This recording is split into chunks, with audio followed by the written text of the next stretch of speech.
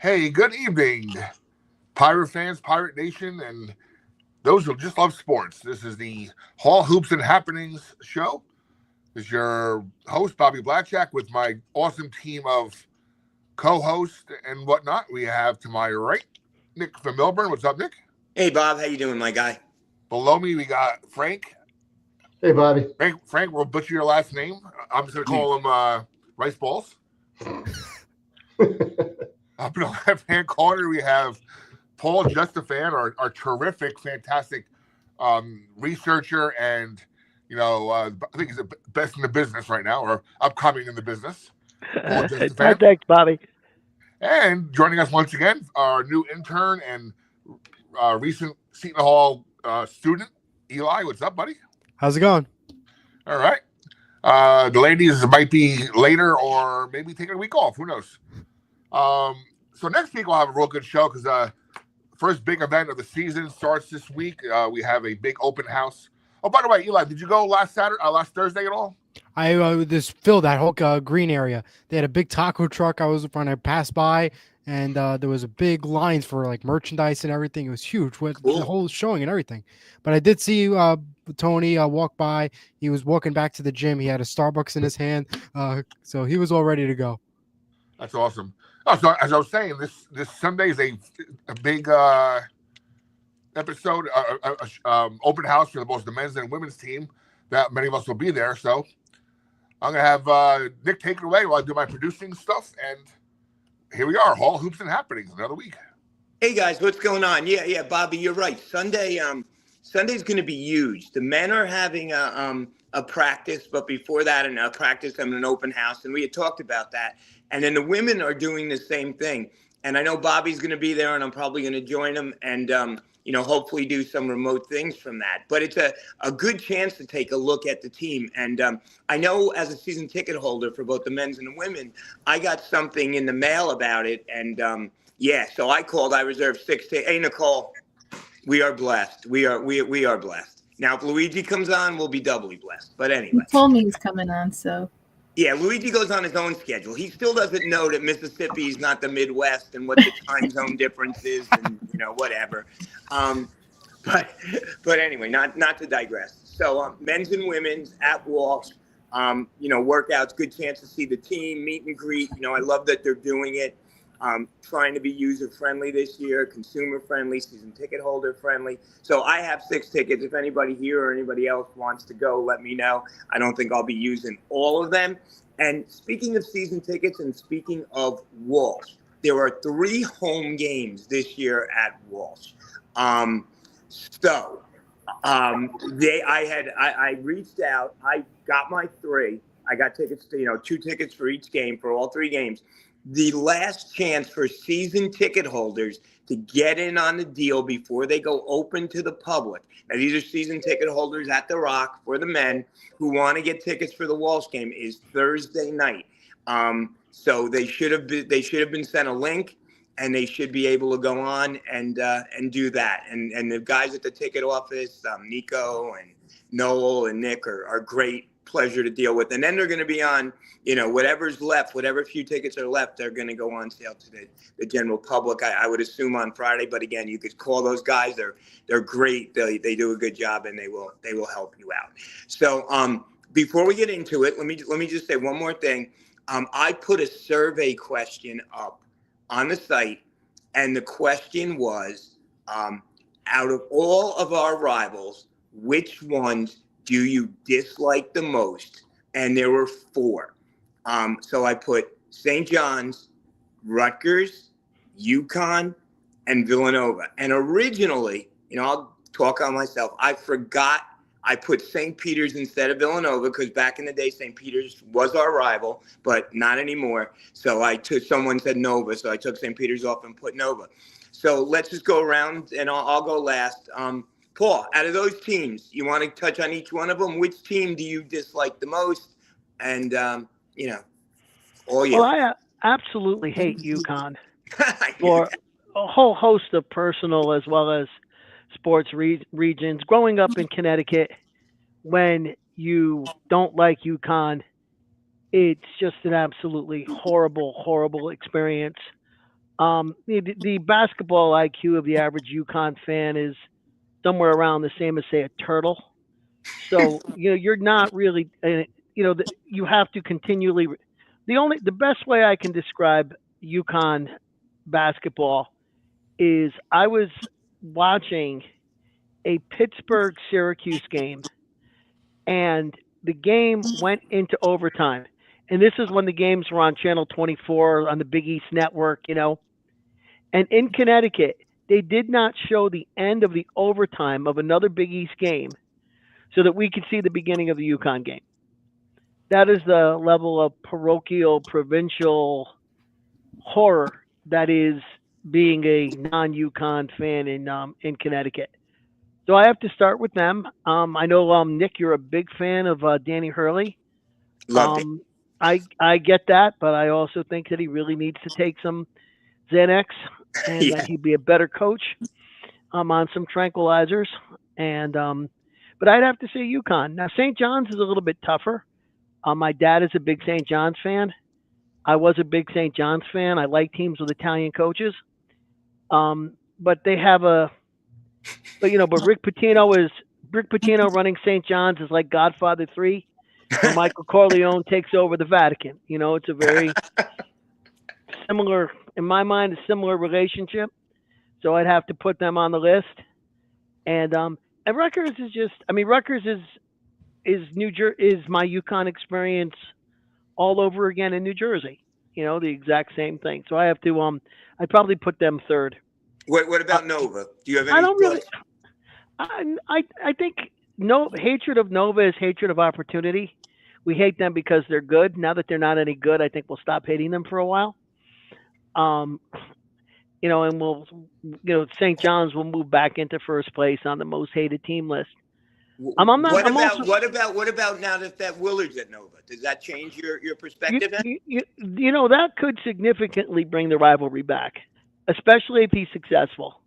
If Nova gets good and he starts recruiting, Willard will only be there for 4 or 5 years before he leaves them, say, right, a week before the NCAA tournament to go take a job somewhere else, right? Right, Nicole? But I think that he could bring the rivalry back. Also, Xavier, I'm not a big fan of Sean Miller. Okay. And any coach who cheats so badly that he gets an assistant coach actually thrown in jail is it's a hard guy to root for as well. Wait, didn't Sean Miller actually have his phone calls wiretapped by the FBI? The FBI. He wasn't getting investigated by the NCAA. He was getting investigated by the FBI.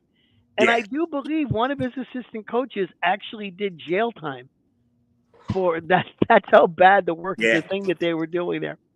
Well, anyway, so that's my summary of the Big East and the Seton Hall rivalries at this point.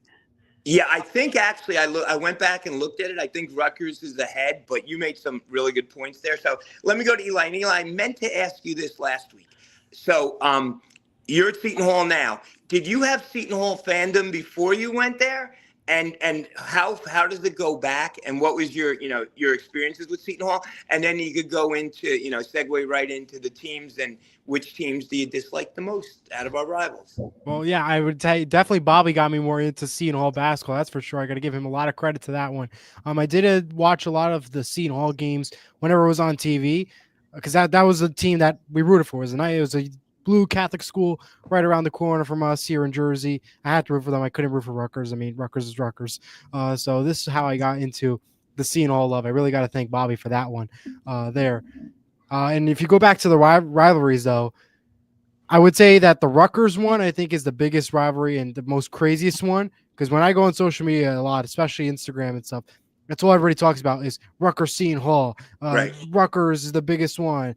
And I think it's the most controversial one. And then you get all the fans that don't really watch too much college basketball. They really interact and go crazy in the moment. So I would have to say the Rutgers one is definitely up there for number one. And I would say St. John's is now going to be up there now. I think the way St. John's is growing, it's going to make Seton Hall even more of a rival now and make that game even more crazier. So I got to put them at number two. and UConn at 3. And I agree 1,000% with your points, Paul, about UConn. They're definitely a crazy school, that's for sure. What about Nova? Any thoughts on them? Nova's there. That's I really. I mean, I don't know. They're there. I don't think it's such as a big rivalry as the Rutgers, St. John's, and UConn ones. Right. At one point a few years back, it was Seton Hall and Nova 1-2 in the Big East. Believe it or not, we played them in the Big East final twice in a 3-year span. So yeah, Nova. I'll touch on that when I go. But yeah, Nova. You'd like to be the rivals of whoever's really good in the league. So yeah. Frank, your thoughts? You go way back with me. What's up? Well, it bounced around a bit, but let me just start off by saying it's definitely St. John's. But just like you said, Nova, there was a time where, Nova was under my skin. And Rutgers, Rutgers, I don't really worry about them too much because they really haven't had too much success. And there's no jealousy on my part towards them. UConn, Paul, I understand what you're saying. But UConn, I mean, it's just amazing what they did. I remember us being ahead of them in the late 80s. And, me thinking that, oh, wow, we're ahead of this program. And then all of a sudden, the year after we go to the Final Four, I think UConn went to the Final 8. They had that last second shot. I think it was Tate George hit that at the Meadowlands. Tate George, yes. From what high school did Tate George go to? Union Catholic. There you go. I knew you knew that. So, I'm saying to myself, all right, that was a fluke, but that wasn't a fluke. That was an awakening. And then UConn just dominated men's and women's basketball since then. I just can't believe what happened with them. And I still don't think they're a great fit for the Big East. I'm actually hoping that their football team gets good so they could go to the Big 12 or ACC, something like that. And we could just go back with the smaller schools in the Big East. But my main concern right now is St. John's. And it's always been because they could really, when they're humming, they could just captivate the whole market. And that swallows us up. I mean, it was that way in the early 80s or mid 80s when they had Chris Mullen and those guys. It was, they started getting a good buzz when they had Felipe Lopez, Ron Artest. They made a good run. And then, they throw us to the wolves, the New York media, when St. John's has a good team. So I really think it benefits us a lot more if we're better than St. John's. Do you remember that Felipe Lopez, and now guys, Felipe Lopez was literally a top 5 recruit in the country from New York City. That's when New York City kids stayed in New York City. And his final 2 was St. John's and Seton Hall. And no one knew. And it was live. And right, Frank, I was nobody knew, but Hall line was buzzing. I remember sitting in my car. My wife would say, "What were you doing out there?" I was newly married. And I'm like, God, I hope we get this guy, Felipe Lopez. We didn't get him. We got Donnell Williams. He was the truth. Remember him? Donnell Williams out of Bayonne, New Jersey. Marist High School, yeah. So we got Donnell. They got Felipe.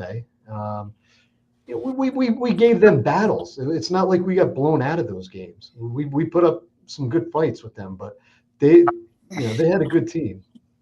And then we passed them. And then the other kid that we were one of the top kids in the country that was Isaiah Whitehead, and we ended up getting Isaiah Whitehead over them. And then they had a little, and then we got Desi Rodriguez, and that was kind of a rough spell for them. They went through like 3 coaches in 3 years or something like that. But and then last week when we were talking, Donnell Williams, a top 10 scorer in the history of Seton Hall, which I didn't believe that, but he was, right?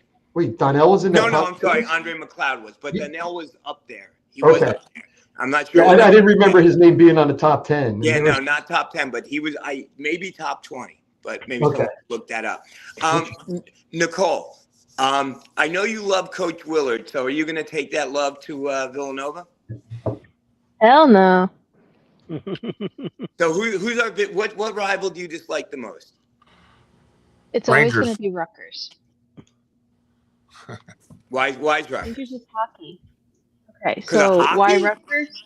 No, Bobby said Rangers. No, because he's at Rangers. The ring? Oh, God. Good answer, Bobby. Okay, so when I was a freshman, I will say my hatred was probably higher on the scale for Villanova because I could not stand Colin Gillespie, not at all. So until he graduated, that's when the scales kind of started to shift. But it's always state school versus private school, red versus blue. Who's the better state? The Hardwood Classic. It pretty much tells you who's the better basketball school, essentially. So, and I never applied to Rutgers, which I'm very glad I never applied to Rutgers. So I take pride in Seton Hall in that sense. So, yeah, I don't like Rutgers. Bobby, your thoughts on that before I... Let's go. Here we go. Buckle up, kids. Buckle up, Buttercup. First of all, what is Scoop doing with the green screen on there? He has I have no idea. You know, if it's not the damn dog barking, he is... Bounce. Yeah, there you go. Boom. Where'd he go? All right, He's gonna be suspended like Stack Monster pretty soon. All right. First of all, it's always going to be Rutgers, like Nicole said, the state school versus the private school thing. But what always pissed me off since I was a freshman at Seton Hall is why would he drive down the Turnpike, Rutgers University, and big billboard, right? Drive down the Parkway, Seton Hall, this way. Like, why don't we don't get it? Where's our big billboard that says Seton Hall University exit here? The last time we had a big exit sign, it was probably when what Trenton makes the world takes. Like, I don't even think the NIT championship could top that. Like that billboard. Explain what that billboard was about. And I don't think that was our billboard. No? And I think Seton Hall. I thought that was Seton Hall's billboard. Wasn't it on a bridge in Trenton? Yeah. No. Nicole,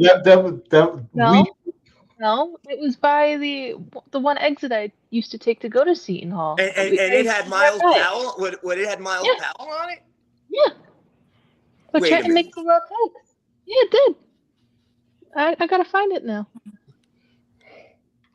Apparently he's so funny. Was it Gus Johnson? He would always say that, right? Yes, that was awesome. Gus Johnson took that off of. It's on some big bridge, right, Frank and Paul. Exactly, down there in Trenton, yeah. And then we got Miles from Trenton, so yeah, that's so Gus did that, and it took off. But I don't know if Seton Hall ever used that in their slogans. That would be news to me. That would be great if they did, but I don't remember that. I don't remember seeing it. So for me, it's got to be Rutgers first. Being where I work right now, the resort is up in New York State, so we get a lot of St. John's grads up here, St. John's fans. They know I'm a Seton Hall guy, and they start busting my chops because hey, we're rich, you're not. And I gotta say, and you guys know this already. I am a Willard hater, and we'll see what happens with Villanova this year. But like Paul said, they're not that good yet. So hopefully we can grow with them and make a real big thing. Hopefully we'll both be good at the same time in a couple of years. That should make it interesting. But by far, Rutgers, just the way that it's so unfair. Like Rutgers gets everything, and we get like Ugats. So I think the consensus right now is Rutgers. Luigi, welcome. Luigi, I just found out that you were WSOU legend. I had no idea you were even on WSOU. So I just found out earlier that you were a legend from WSOU because someone who was watching our show said, "Oh my God, that's..." And I apologize. I don't know if they called you Luigi, Ryan, Scoops. They said Scoops. So yeah, so Scoops is a WSOU legend. And were you on WSOU? No, your mic's muted. Luigi, he's an hour late. Doesn't have his mic on. The sun's still out. If you notice in the background. Sun's still out. Luigi, are you there? All right. We'll pass on Luigi for a second. So are you back? All right. No. Luigi, we've had 3,000 views the last 3 weeks, and we're closing in on 4,000 on 2 of them. And with this, I doubt that. But anyway, so let me go. What? 3,000 views. Oh, you're not in that group. We got to add Eli to the group text. Eli needs a Facebook page first. Yeah, I know. I'm trying to find the Facebook page too. He still hasn't joined. Eli, I haven't found it. He has to make a Facebook account. I have a Facebook account. I just can't find it. I'll bet you. All right. Oh my appreciate it. God. Yeah, let If Bobby William from admit it. Orange, I will who is expedite the from a approval. generation where they didn't even have computers, we got him to do it. Eli, you got, come on, you got to All right. join our site. Nicole counts. Nicole. How many members? 6,000. How many? 6,300. Yes. That's right. remarkably Eli's impressive. going to make it 6,301. When I first joined this group, it was maybe about 2,500, and this was like my freshman year of college. So it's grown that much. That's awesome. That's awesome. And Nicole, and we tease her a lot, but Nicole made it her mission to get this site up there, and she did a good job. You definitely did, Nicole. Props to you on that. Is that Luigi? Yeah, that's right here. All right. So were you on WSOU? No, that's why I was so confused. So yeah, Frank. How did my niece recognize you last week? I have genuinely no idea. She said it was from WSOU. I knew a lot of people through WSOU, so maybe that's why. But I was never personally on WSOU. When I heard you say, were you on Luigi? Were you on Pirate Sportsnet? Briefly. Okay. When she said, "Is that Scoop?" I almost fell off the couch because the only other one I could imagine saying that is Nicole. Yeah. And my niece said, Samantha was calling him Scoops too. So I guess I'm calling you Luigi. Your given name, I guess, is Ryan, right? Your name, name on your birth certificate, your government name is Ryan. But what do you go by? Like, how do most people know you? Scoop is how most people know me. Okay. But are you okay with it? So where does Luigi come in? That's my confirmation name, my Catholic name, and so it's just on. So because you went to a Catholic church, Catholic school, you right. name. Okay. Right. So do you mind us calling you Luigi? No, not at all. I liked it. You liked it? Okay. Because Bobby and I just thought your name was Luigi. So okay. Yeah, no, I didn't mean to confuse anybody. It was more to kind of honor my confirmation name, but I didn't realize it was going to confuse people. All right. So let me ask you, out of all, you're a big Seton Hall guy. Out of all of our rivals, UConn, Villanova, St. John's, and Rutgers, which do you dislike the most and why? It's definitely Rutgers. I mean, obviously you've got the in-state development of it. You've got the there was just an intensity. I feel like when I would either go to the home games or go to Rutgers for a game, there was just an intensity of it that I felt like just outdid not just the other rivalries, but just a lot of what I'd seen, even some of the pro level. It was just very intense. There was a lot of drawing back and forth between Rutgers students and or maybe it's just me because I'm a little bit of a loud sports fan. But there was definitely some of that as well from outside from family friends who are in Rutgers as well. And similarly, that sort of back and forth with family friends is also part of why my number 2 team would be St. John's. And what about Nova? Do you care about Nova? Oh, yeah, that would be my 3rd team. Yeah. And UConn. What about UConn? Do you dislike UConn? You don't care. It's not that I don't care. It's just I care less than the other 3. Well, it's hard to hate UConn when one of us is coaching them. Right. Exactly. Yeah. But the worst coach in the history, Paul, see if you know this. The worst coach in the history of Seton Hall basketball, in my humble opinion, was an assistant at UConn when they won championships. And Paul, who was that? You're not talking about Bobby G, are you? No, Curious George Blaney. Oh, yes, that's right. George Blaney followed PJ. That was he got basically, all our success. And even though George Blaney did recruit Shaw, he screwed everything else up. So, yeah, we had a little downturn with Curious George. Anyway, I'm going to say this. I despise Rutgers. My favorite team is Seton Hall. My second favorite team is whoever playing Rutgers. I cannot stand them. I will not root for them in anything at all. So let me say this. Back in the day, they had, and I don't know if Frank might remember this, they had a Final Four team. Yes, they played nobody. It's like their football team. And they went to the Final Four. They had Phil Sellers, Mike Dabney, Hollis Copeland, and James Bailey, and Jordan, Eddie Jordan. Eddie Jordan, and they were good. And we went down, not to the Rock. Nicole, is that you or Luigi making all that background? I'm muted. Luigi, is that you? I ain't doing anything. There you go. Luigi just turned it off. So we went. They didn't even play at the rack, which is the dump. They played at a bigger dump called the barn, and we went down there. And they're up 40 with like 5 minutes to go, and he's keeping his starters and he's running up the score. So I hated them. And then I said, well, we'll get him back next year at Walsh. But guess what? They were too good to play us at Walsh. So the home and home was at Rutgers and then at the Garden for the return game. And then we ended up beating them the next year. A guy named John Ramsey hit a shot. But from that moment on, and I hate going down there, the worst experience I've ever had.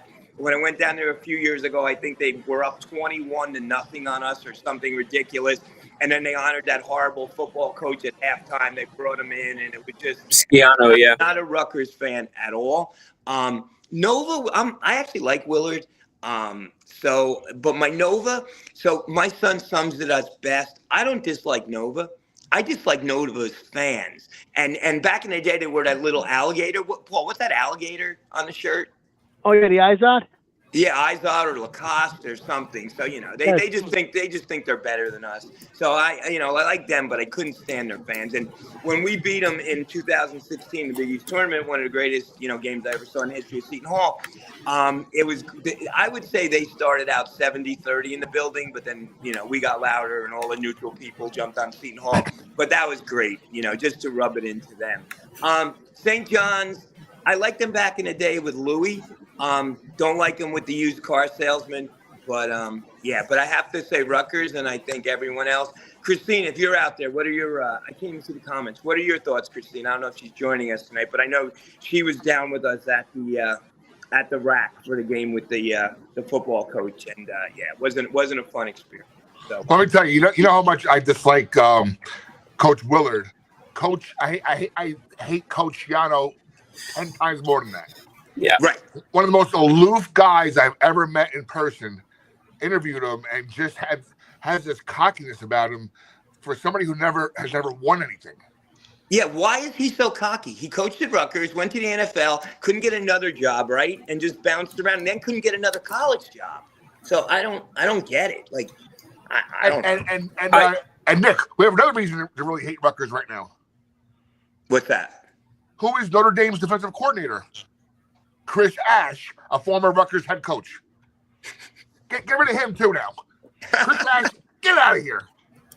But maybe that's why Schiano's cocky, because Chris Ash and anybody else before Schiano the first time, they weren't able to do anything with that program. We know who I was friendly with, and if I see him, if I ever see him around, he would say hello to me. Is Kyle Flood. Oh, really? Kyle Flood was the football coach at Rutgers when my cousin-in-law played there. Yeah. Your cousin-in-law? Yeah, so my cousin's husband, who then went on to play 9 years in the NFL. So that's your cousin. It's my cousin's husband. But I just wanted to differentiate. But yeah. Well, spell the name. Tyler Croft. I heard that. I met him. Yeah. Yeah, he was for the Bengals for 4 years and then went to Buffalo and a couple other teams. Very nice. Yeah. Well, it is interesting to look at the Rutgers football program for a moment. Biggest waste of taxpayer money in the future. Well, opening up against Ohio, Miami of Ohio, and Norfolk State.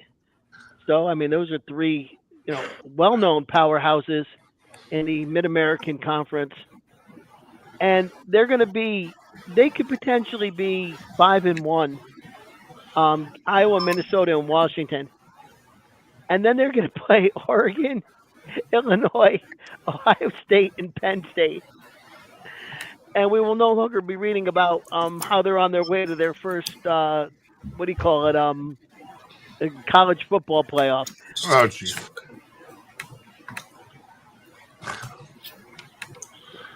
Nick, we have a chance yet? Nick, what do you think? We have a chance yet? Notre Dame? I mean, those were two. I mean, that was Rutgers opening those cupcakes, and we opened with Luigi. What are you doing with that static? I can't hear anybody with that background noise. I don't know who come on, it is. Luigi, stop it. I ain't doing anything. I'm sitting here listening to y'all. But then every time you talk, it goes away. First it was the damn dog. Now I don't know if you're hitting buttons or something. Come on. You're an hour late. We love you, Luigi, but I mean, there you go again. Someone's watching something. It's not me. Not me. Not me. I am watching something on the side, but it's not that. I'm watching. Eli's a semi-professional. It's not him. Paul's a gentleman and a scholar. It's not him. So who does that leave? Bobby's the guru. Bobby knows his stuff like the back of his hand. Then you wonder why Scoop shows up a little bit late. A little bit late. He's hanging out in Mississippi. I wouldn't be putting my butt in. I got to go on and have the crazy Italians from Jersey. It's like going into a Sopranos episode. What am I doing here? Wait, there are 5 Italians on here, right? Yeah, and you guys still can't pronounce my last name. Wait, what's your surname? Arcaroli. Arcaroli. Arcaroli. Oh, that's not even hard. Race balls. Arcaroli. It's not too bad. What is race balls? Arcassini, right? Say it again, Bobby. Race balls are what? Arcassini. There's Rice balls, Arcaroli. Yeah. Yeah. Everybody has a nickname with it. That's with me. So it's like I'm a true Italian. So Paul, what else is going on with the program? Biggest waste of taxpayer money in New Jersey, right? So I wanted to know if anybody had an opportunity, because I'm not a subscriber to the Asbury Park Press, but did anybody see Carino's interview with Shaw? I don't know that anybody did. Actually, it's also in the Bergen Record, which I can't get, so I can pull it up, right here if you want.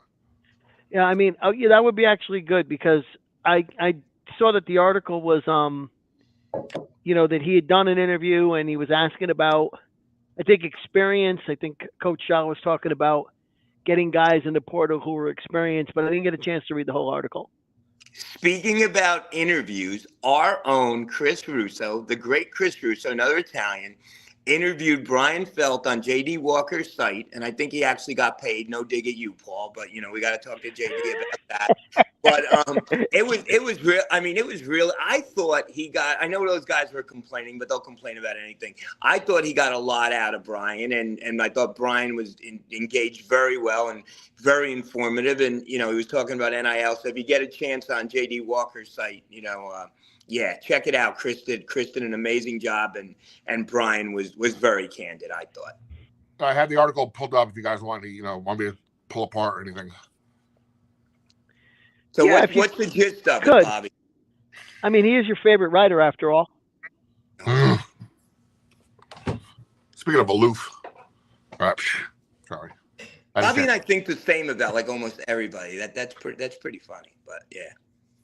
We're going to walk into Sunday like peacocks, like Were you there? Were you there when Carino was trying to do his story, and they didn't know who he was?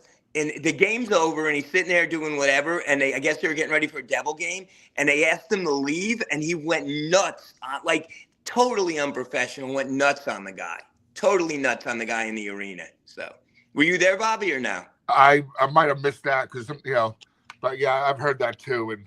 And when a Devil game is happening, because we sit there, where I sit, you freeze your butt off because the ice is right there. Right. There's a Devils game coming up. Right. And then when you look up into the crowd and you don't see Nicole there, but knowing Nicole's going to be there 4 hours later, it's a whole different ball game. Or Nicole's there and she's wearing her Devil gear to a Seton Hall game because she's going, across I've never the done street. That. And they're playing St. John's, to have some libations before the Devil game. I've never done that. You never done that. Know how to do the change of clothes, You can at least change your clothes. I did wear a hockey jersey to a few Seton Hall games, but it was not a Devils jersey. It was actually a Vancouver Canucks jersey. That's bizarre. Did you just want to represent the Hughes brothers or something? I don't understand. It's actually a Ryan Miller jersey. And you were on TV all night that night. Yep. I was front row. By the way, did anybody get any pictures of the Seton Hall jersey from last week from the baseball game? Anybody see that? No. All right, I gotta find one. Oh, Bobby, how was the article? Go through it now.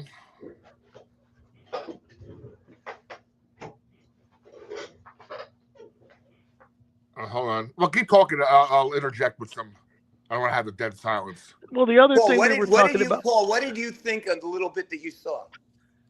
I was just, I mean, it was right. A little bit about he was looking for experience, but then they jumped into the behind the paywall. But while he's looking, we could talk. The other thing we wanted to talk about was the schedule, and I'm looking at the last 3 games, at UConn, at Xavier, and Seton Hall at home. Wait, who at home? Wait, who at home? St. John's. Okay. Oh God. Yeah.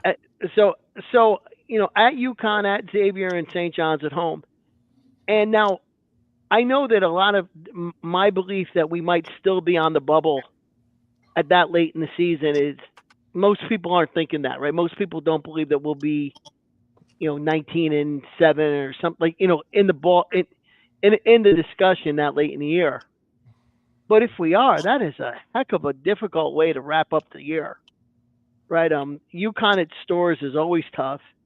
I hate playing in that, whatever it is, at Cintas Center, right? I mean, there's nothing at all to do in Cincinnati in the wintertime, so that place is packed. And then you finish up with a home game against Seton Hall that will have 4,000 St. John's fans at the game. So that's tough. But it could be, looking at the glass half full, it could also be an opportunity to make the NCAA tournament. If we're on the bubble, we're obviously having a good year, so we would have maybe knocked off some of those teams earlier, especially the other 2 at home. So who knows? Well, when in those 3 games, Nick, do you remember one of Louis Orr's years? I think we had to go down to Pittsburgh towards the end of the year. They won a big game down there at Pittsburgh, and that wound up getting them into the NCAA tournament. Right. So I think we lost to Wichita State in the first round, but that's when I think Copeland was on the team then. Copeland and Brian Lang. Copeland blossomed. So that was the one guy who got so much better, right, Frank? In his senior year, he was just like outstanding. And I sat with him at a beefsteak dinner a few years ago, my wife and I said to him, I said, he was a coach then. I said, Coach, you were the most improved player I ever saw at Seton Hall. And he ended up having a really good career in Europe. Oh, no, he was one. Remus was another one. I couldn't believe the strides they made. Remus Corcanis. Yeah, and Sandro, he made a lot of strides too. I mean, that guy turned into a superstar for us and a very good NBA player. That was one thing, and that's what Brian said in the article. It's like we're the place that gets 3s and 4s and makes some 4s and 5s. And I think that's true. That's been our history, right? Miles Powell got better when he just keep going on and on. Kadeem Carrington got better.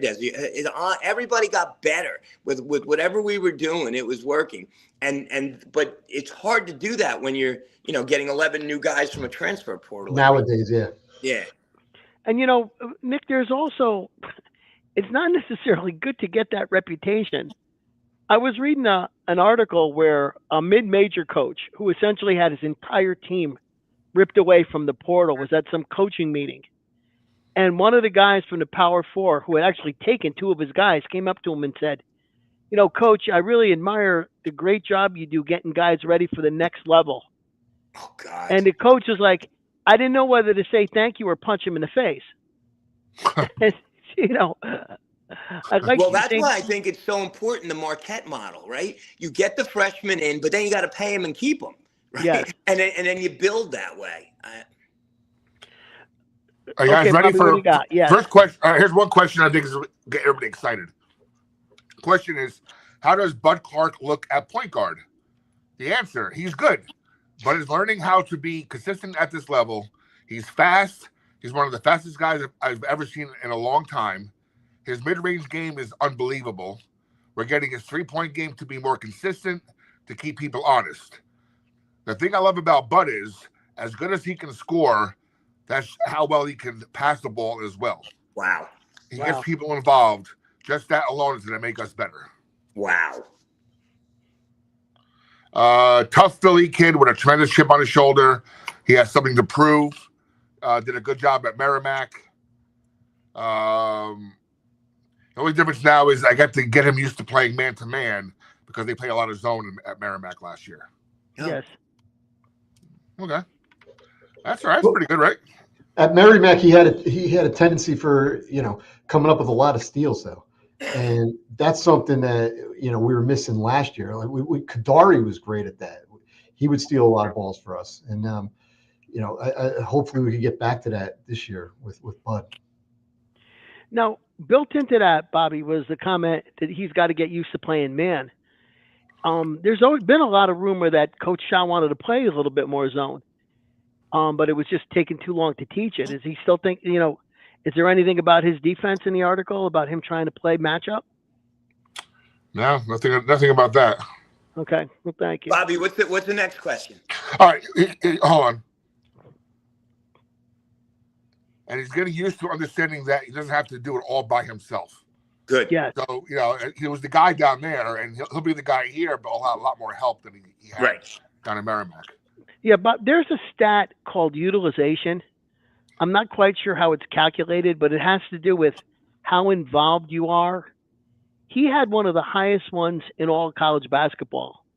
20% would mean you were involved about the normal amount of time. His was like 35.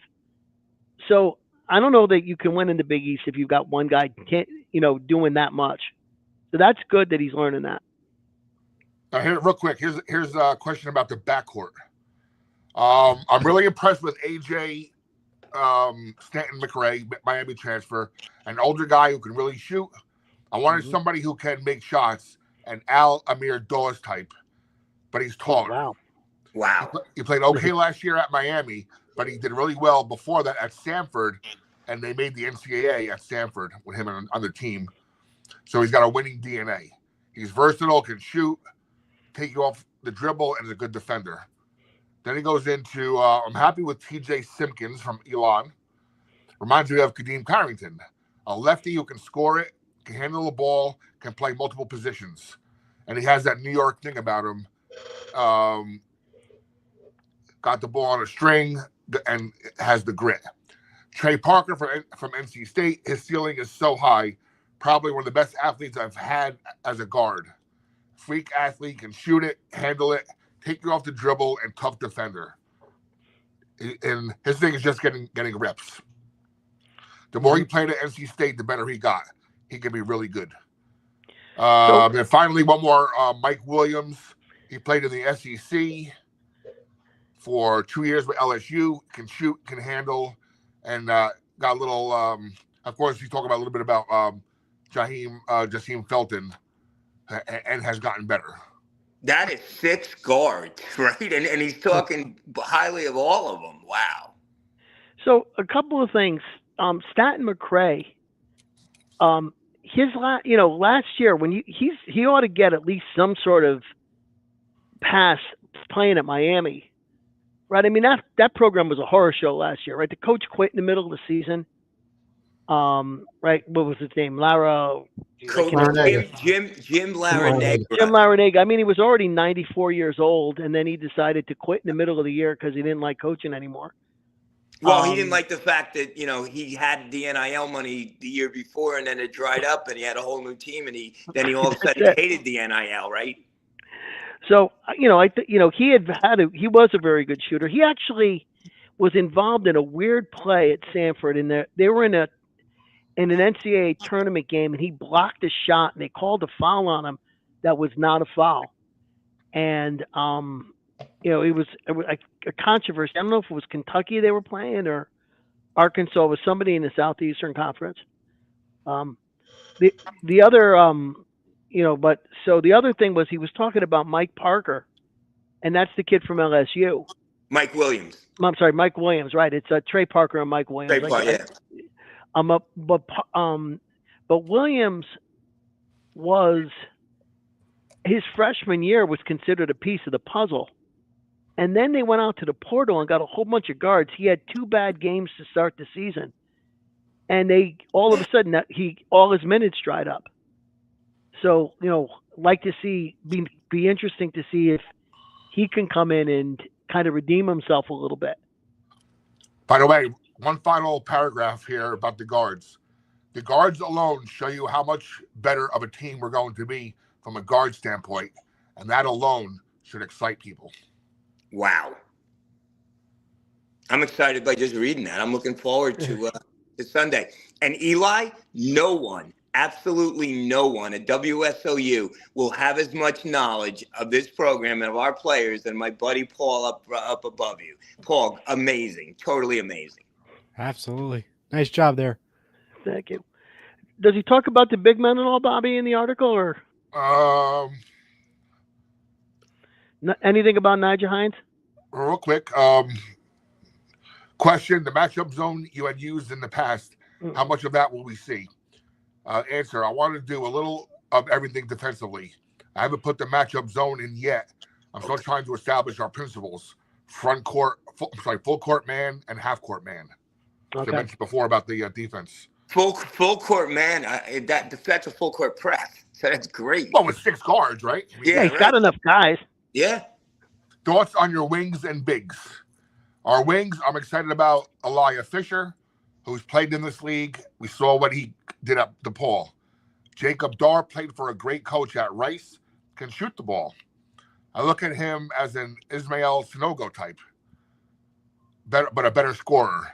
Yeah, Ish couldn't really shoot the ball. We loved Ish, but Ish wasn't a great shooter. Ish was a tremendous defender. I'm hoping that Jacob could become that, but as more of a scorer, right? Because he can shoot. Wow. With our bigs, God's will played a lot last year, so that's going to help him. It's good to have him and Ja, second-year guys who've been in our program, telling other guys what they want, what to expect. Mm-hmm. They're also fighting for playing time, and that's a good thing. When we're playing against so much more competition every day, that's all I wanted. That's what I wanted this year. That's true in any sport, right? Stephon Payne from Jacksonville is athletic, strong. I'm looking for him to play like the kid Samson Johnson did at UConn. That type of role because he could run the floor. The big fella, Hines, is a true big man. He's an old school back to the basket bruiser. He's going to beat you up on both ends and moves better than most people think. Now he's got to lose some weight. Mm-hmm. He can move, but at this level, he's got to lose some weight. That's the new. I guess that's the freshman, right? Yes. Sumanik of Oklahoma State can play the 4 or 5 and gives us depth at those spots. Then you got Josh Rivera from Fordham, hometown kid, athletic, and has the chance to get some minutes if he continues to play hard and develop. Also, my guy, Asane MBA. He got better last year as a walk-on, and he's competing. Oh, so there's competition across the board. Here we go. So what did he say about Stephen? What did he say about Stephen Payne again? Stephen Payne. Because that's the guy they're talking. Athletics and strong. Okay. I'm looking for him to play like the kid Samson Johnson did at UConn last year. That type of role because he could run the floor. Good. I don't know. Maybe we have something here. Encouraging. Now, Eli, unfortunately, the only way to beat my freshman year at Seton Hall is to win a championship. Of course, obviously. I came one damn stupid call away. But, well, that happens every game. Wait, Bobby, were you and Frank at school together? Yeah. And did you know each other? No. Wow. And Bobby, did you go to Frank went to the championship game. Did you go? No, I was on campus. I was on campus that night. Big watch party, I'm assuming? Big, huge watch party. I remember bringing 4 or 5 of my high school friends that I'm still friends with after all these years. We were on TV because there was cameras everywhere. You know, the campus was just electric that night. The only bad thing is we couldn't drink. We weren't 21 yet, but we were 18-year-olds at that point. But 19-year-olds. But what an experience! You know, definitely one of the greatest nights of my life as far as from a sports perspective. And you know, I'm always gonna have like all of us. You know, maybe except Eli because he's the newbie. But we're always gonna have that redemption, right? That we want that redemption for that call. John Clougherty, worst official in the history of college basketball, the worst call in the history of college basketball. Sorry. All right. And PJ showed him grace at the time in the in a press conference afterwards. Bobby, did you go to parade? Yes. You know what's funny? I mean, I had a medical issue. I remember this distinctly. I ended up having a medical issue. And at that parade is when it finally really blew up. So the next day after the parade, I was in the hospital. Wow. Oh, It was a weird thing that happened to me. But nothing Wow. serious. It was okay. nothing Well, that's serious. good. Yeah. Something just happened to happen the same time as the parade. By the way, question about the team's health. Godswill had surgery on his foot as soon as school ended. It was something he had already had before we got him. He missed his senior year of high school due to the broken foot. They had to go in and clean it up. He missed most of summer, but he's getting back into the swing of things. Trey Parker missed some time with a concussion, but he's back. Other than that, some nicks and knacks, but nothing really extreme as far as injuries, and I hope to God it stays that way. So we're actually going in healthy this year, which, as we all know, we haven't done that in, 3 years now? Yeah, I think Well, that I think that's one of the things that we didn't talk about much last year. I don't think any of us really gave enough attention to how banged up the team was. Jenkins went down and stayed down, right? So we knew that there was an injury, but it always seemed like somebody wasn't playing. Prince Allegne missed games. I think, there people say that Dual was banged up for a lot of the season. He wasn't playing as well. And it was a bunch of guys who were all at 80%.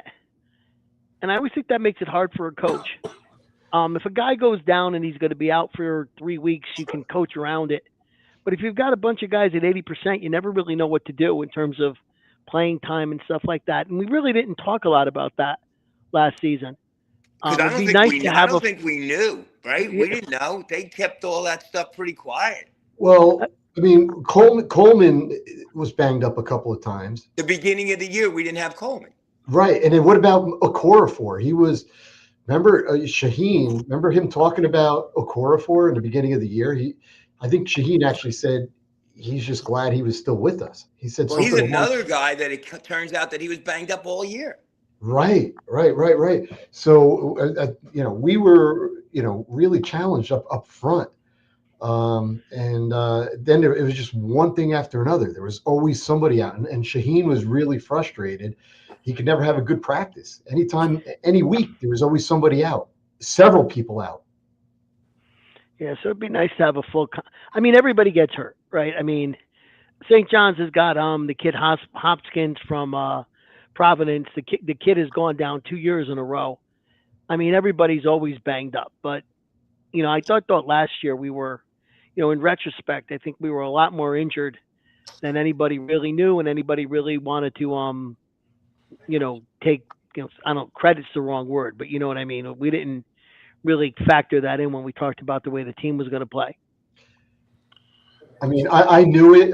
A lot of people kept telling me I'm making excuses, we only had 7 wins, so obviously it wasn't all injuries. It's not like we didn't get a 25-7 team. Exactly. But no, we had some bad luck with the injuries. But just think a few years ago when Bryce Hopkins got hurt against us. Remember that? Yes. And who's the big guy from UConn? He got hurt against us too. And the freshman, right? From no, the big guy. What's his name? He's in the pros now. Yes, I get the Irish name. No, not McNeely. Not McNeely. The year before. Paul, who's that big guy from UConn? Yeah, I can't. I'm trying to. It wasn't McNeely. The guy McNeely wasn't there when they won it all. I know who you're thinking. I know who you're talking about. One of those tall, big guys, right? Yeah, the 7 foot, the Moose, the big guy. One of Nicole's favorite players. Nicole. I can't think of his name. Not Kalkbrenner, the other one. Not Kalkbrenner, the other one. No, it's what's his name? The sophomore. And anyway, he went down against us, and that's right. Yeah. We won that game, right? So yeah. So sometimes, and we beat Providence either right before that or right after that when Hopkins got hurt. So some years we get lucky with it. Last year, I think we got really unlucky. I'm not Donovan saying. Clingan. Klingen, yeah, Klingen, yeah. Good job, Nicole. Thanks, Nicole. I knew who you were talking about. Nicole and her big men, right? She's a big 5 guy. She's obviously a center. Yeah. If we're talking about big men, it would be Kalkbrenner. Kalkbrenner. Yeah, your boy. Scoop, what's up, Benner? Scoop, you okay? You're on mute. Oh, that's right. I kept getting told that something that was going on my end was too loud, even though it wasn't on my end. But yeah, no, I'm just here listening. I didn't want to interrupt anybody who was talking. Any thoughts on the upcoming season? From Say that again? Any thoughts about the upcoming season from what we've heard so far from the article? Yeah, I was kind of surprised that he about the quote about the point guards that was mentioned in the very beginning with the amount of depth that they have there. Can you please do you mind rereading that quote? Hold on. By the way, I have one more article to read. One more part of the interview I want to read. I'll get everybody pretty pumped up.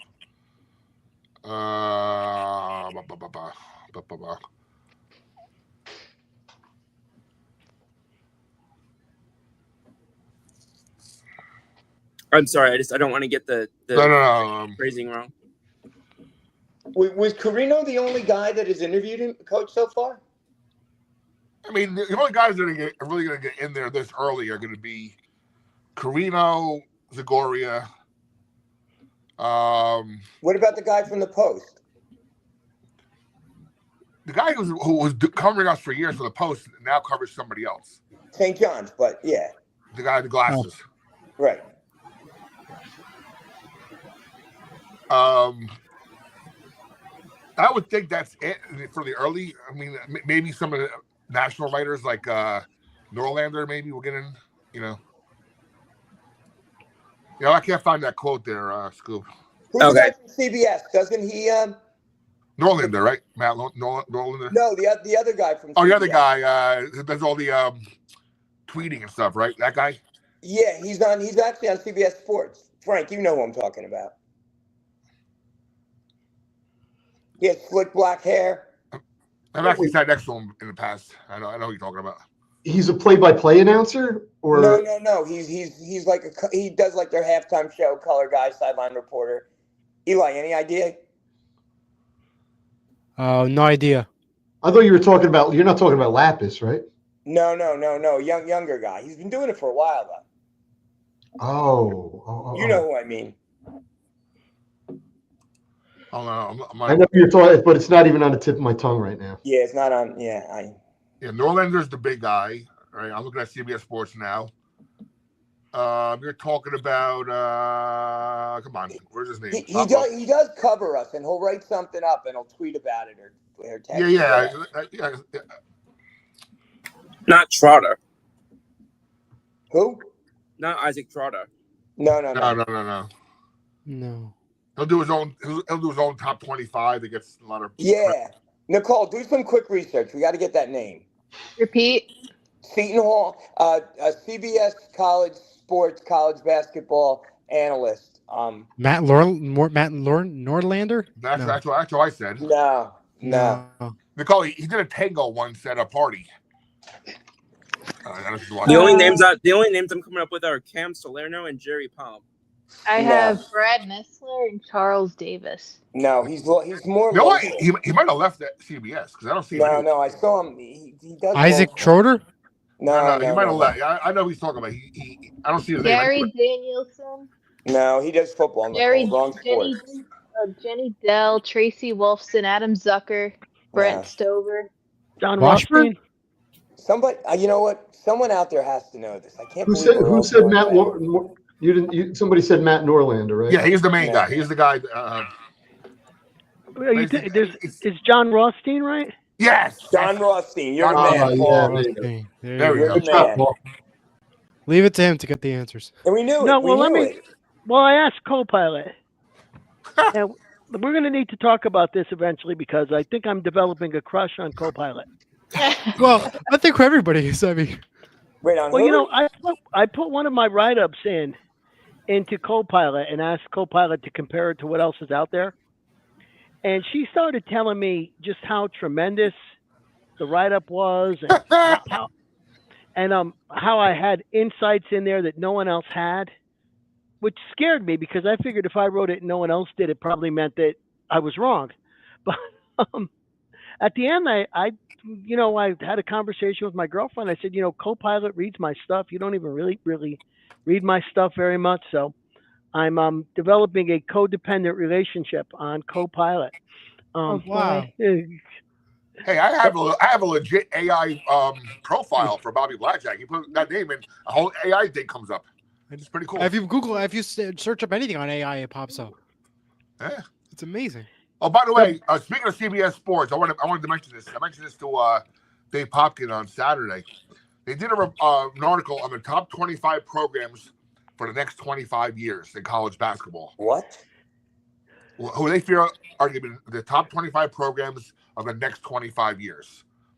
One Big East team in that 25. Can you guess who it is? UConn. St. John's. UConn. Yeah, well, we figured that one.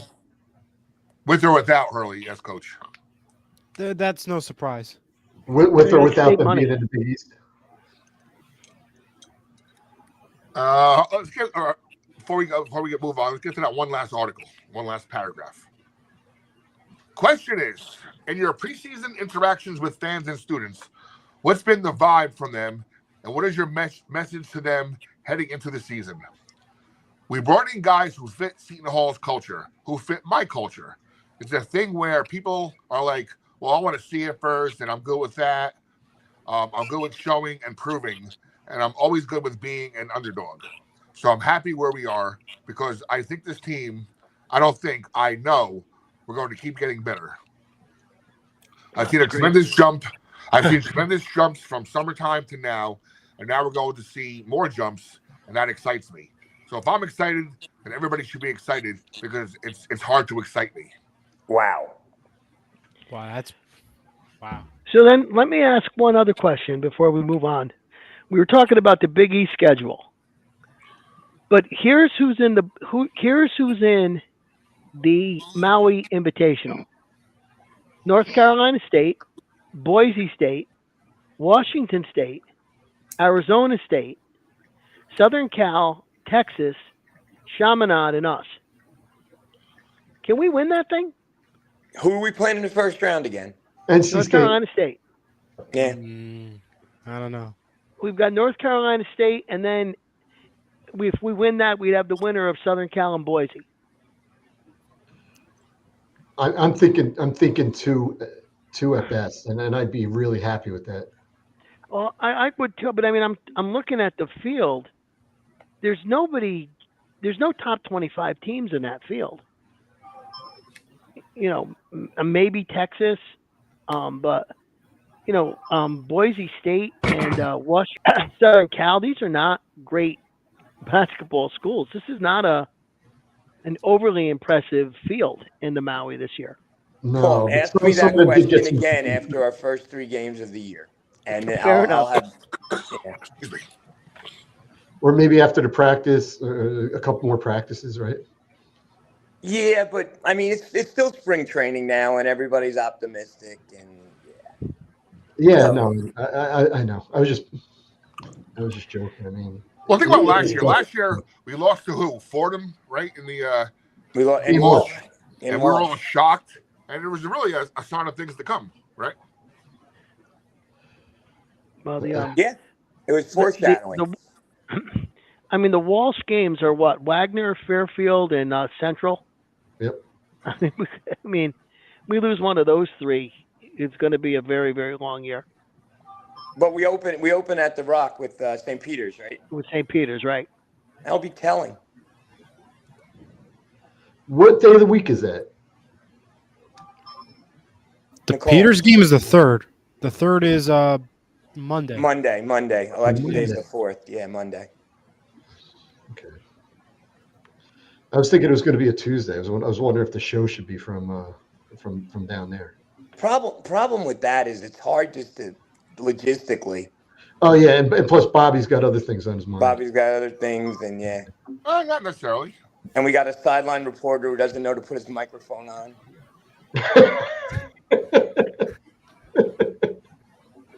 That's the best part of the thing, though. That's just Scoop is taking the abuse like a champ. No, it wasn't Scoop. I wasn't No, No, Scoop. that was the Stack Monster. no. I was gonna say Oh, you're talking about Stack Monster? I was gonna say I didn't think that was directed at me. No, Oh, it wasn't okay. a Scoop. Oh, when you said background noise, I thought you meant Scoop. No, I said we had a sideline reporter who never put his mic on. Bobby and I would set up bits for him, and he in the St. John's game, he's running around interviewing people, and the mic was never on. Oh my goodness. I remember watching those shows. And he's gonna be there Sunday, so we have to get him. Oh, he'll start interviewing people like, oh my God, You gotta get him one of those clip mics and hook it up to the phone. Yeah, I know. We have to get him. The cheap ones on Amazon, you can get it. What we have, right? Yeah, pretty much. The problem is he has a whole routine. I've watched him plenty of times from the where I sit, and he's sitting there. He's to my left, and he's he leaves his wife sitting there. I'll go talk to 5 players or some fans. I'll try to figure out whose mother or whose parents are sitting in that section, and then he runs down and gets like the when he run in, and he has to, he's one of the guys that had to get the high five in and stuff. You gotta get one of those Rode microphones, the new that Rode company interview mics. Yeah, and he's like a boom mic. One of those, yeah. Somebody following him. Someone's gonna follow him around with a boom mic over his head. But Pretty much. He's still tall though. So Nick, I got a question for you. Sure. You're going to be there at the open practice on Sunday, right? Yes. What are you going to be looking for? Great question. I am going to be looking for, okay, so you've watched basketball as long as I have. A player jumps out at you if he's a player, if that makes sense. Right away, I could just go into a park and see guys playing and in 2 minutes know who the best player is. And that's what I'm going to look at, because I know that they're going to be, they might not be going at it 100%, but a player will step out. And I'm also going to take a real good look at Bud Clark, and I'll know within like 5 minutes if he's, what people say he is. So yeah, I'm looking forward to it. Now, do they, the format? Are they going to have a little 5-on-5 scrimmage? Is it just going to be? That's what they usually do. When they've had that in the past, they have. But I don't know how much defense is being played at those scrimmages also. But Well, it'll be interesting to see who plays point guard for the other team. Yeah. It'll be interesting to see what 5 goes against what 5, right? Might get a little tell there. Yeah, I mean, is Felton going to be the other point guard? Is he going to play it? Are they going to use Simpkins at the other point? Simpkins is a pretty good passer and ball handler. Be interesting to see who plays point guard on the team that's not Bud Clark's. Yeah, it's going to be very interesting. That is true. Frank, you got something? Yeah, I mean, Paul, I think that was a great question. What you asked. And I'm wondering. I mean, I'm wondering if Nick was at this. I think it was Midnight Madness of '89. Would that be when Terry DeHare, his freshman year, was? We were pretty thin that year because we lost everybody from the Final Four year. But I was wondering what to look for, and Terry DeHare just looked spectacular at Midnight Madness, and that was equivalent to an open practice, right? And he blew everybody away. And I remember Walsh was just screaming, "Terry, Terry, Terry!" Yeah. And I'm saying to myself, all right, he's not a huge guy. He could dunk. He has some athleticism. Hopefully he could hit that outside shot consistently. And he was an amazing player. So and he jumped out at you, right? Like I was saying, he just jumped out at you, correct? Yeah, and that's what you hope for. You hope to see some athleticism, and all of a sudden somebody that's consistent from the outside. And sometimes things like that change. And what was weird about him is he played on a high school team with Bobby Hurley and Jerry Walker, and he was not. I mean, he wasn't that heavily recruited, and he ends up being our all-time leading scorer. So that was a great get. Oh yeah.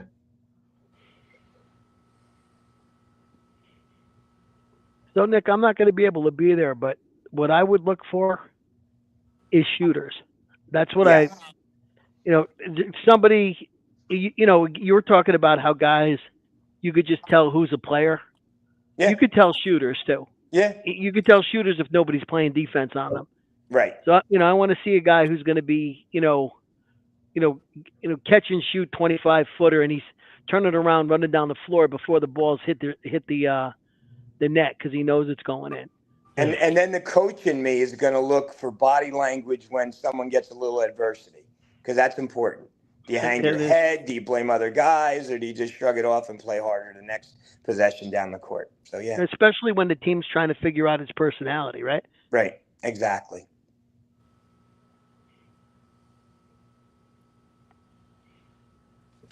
All right, folks. Anyway, what else we got today? Well, let me just jump in because is Christina still there? She had said something, and I want to again, and Eli asked this. Eli, last week so far we have 3,200 views. The week before 3,800 views, and the week before that 3,700 views. Yeah. Ever since Luigi came on board, I'm telling you, it's like a ratings boom. No, that's the truth actually. But one of the things we were doing is we were talking Taylor and Travis, and that kind of got us to put it on some other sites and got some other eyes on this thing. Nicole, I don't know if you know this, but Christina said what was going on. Taylor came in with a bulletproof shield in front of her or something. What's up?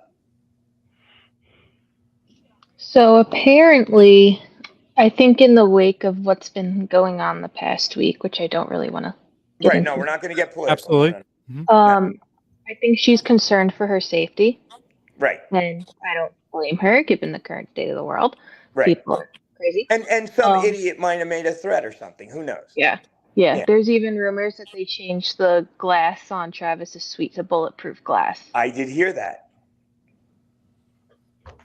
Well, I mean, it makes sense. I think it's more of a security precaution than Taylor wanting this extra high security, because with everything going on, she would probably be, she's up there as somebody you want to watch out and be careful for. Right. So it makes sense they took these right precautions, and it was also a pretty big game too. I mean, you had everybody watching, in the stadium and around the world. I mean, it was one of the biggest games of the week, so of course they want to take those extra precautions. But I don't think I saw her too much when I was watching the game. I mean, maybe I'm wrong, but I didn't see her too much. I mean, I know because the Chiefs were losing, but I was told that she wasn't there because they didn't show her at all. I heard,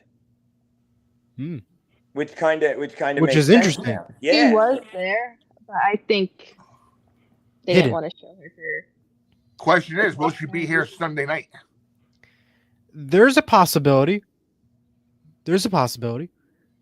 Didn't Patrick Mahomes had a birthday party or something that night that they went to? Maybe. Nicole, is that true? Nicole, this is your gig. What's going on? Repeat that. No. Didn't Patrick Mahomes have a 30th birthday party after the game? Yes, and Taylor was there. She was pictured there.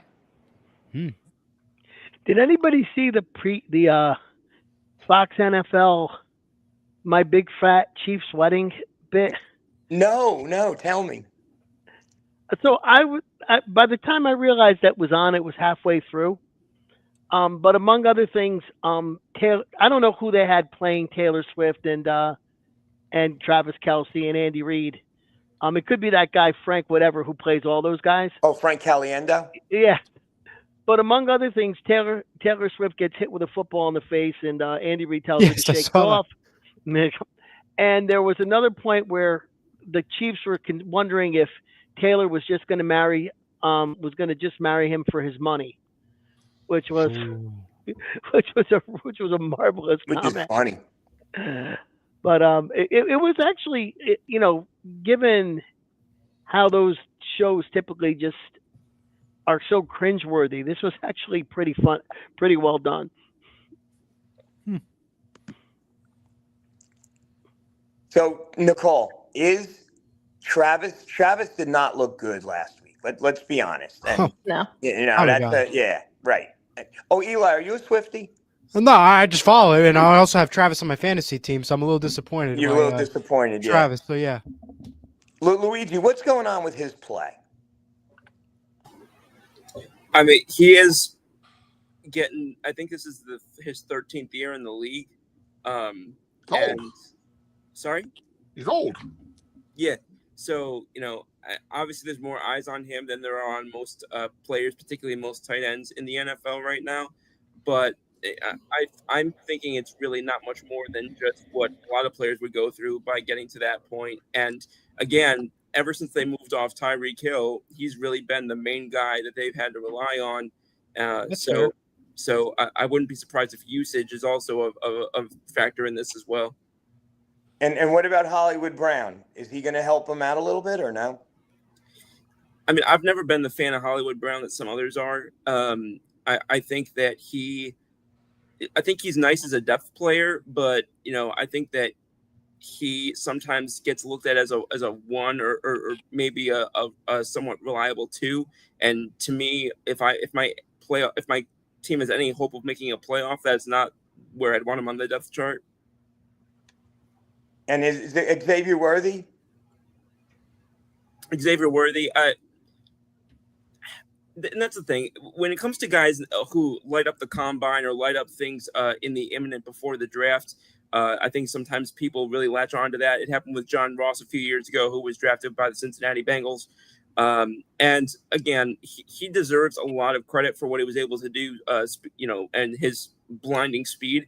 But I mean, we're seeing with the Miami Dolphins now, when you rely too much on speed and athleticism, you're not going to have a sustainable, product. And I don't see them making him a long-term number one receiver and having a lot of success in that with that. I agree. Oh, anything else on Taylor? I didn't really watch that game. Quite frankly, I didn't watch the Giants-Cowboys game too much either. Oh, damn. Yeah, I was working when the game happened. I watched the end of it, like once it went to overtime. I was food shopping with my mom when that happened. Yeah,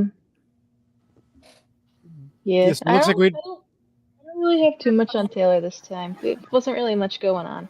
I missed that Cowboys game. I was working at that time, and I saw that it was like a tie game. It was going back and forth. I didn't expect them to go in overtime. All of a sudden, they go to overtime, and it was a crazy game. So I'm disappointed I missed that one. But yeah. What was it? Like a combined 77 points between the two teams? Yeah. It was 37-37 at halftime.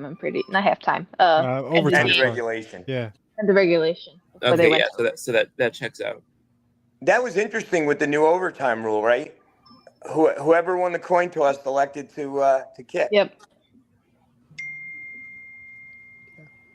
It was a crazy game, but on the topic of the Cowboys, my dad and I came up with an idea for our family Thanksgiving next year.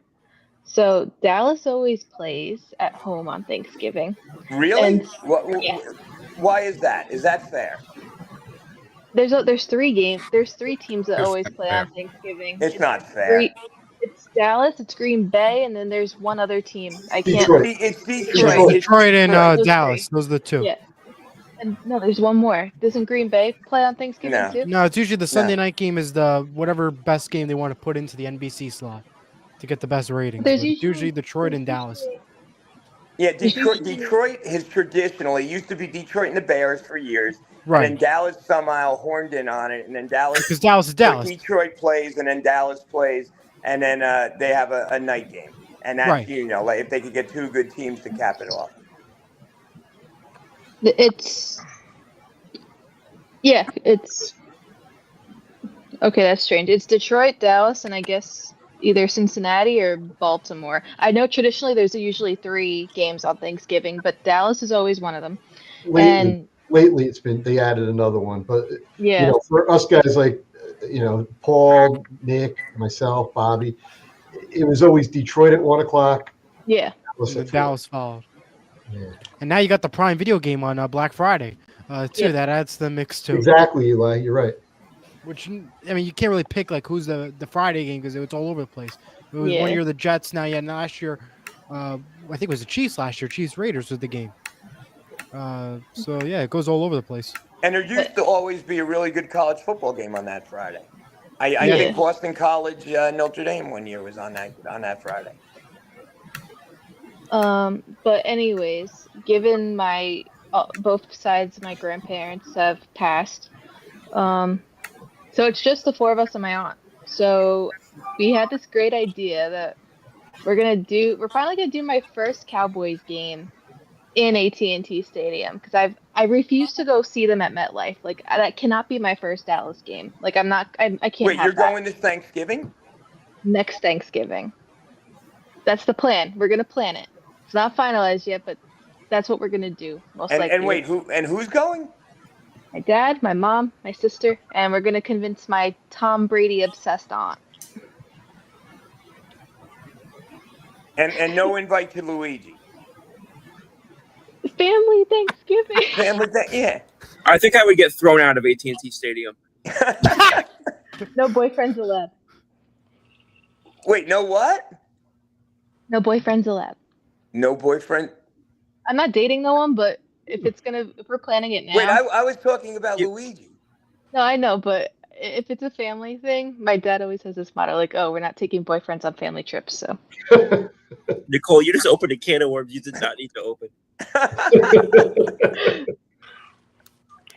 But So I now, didn't go Nicole- there, Luigi. If you noticed, I did not go there.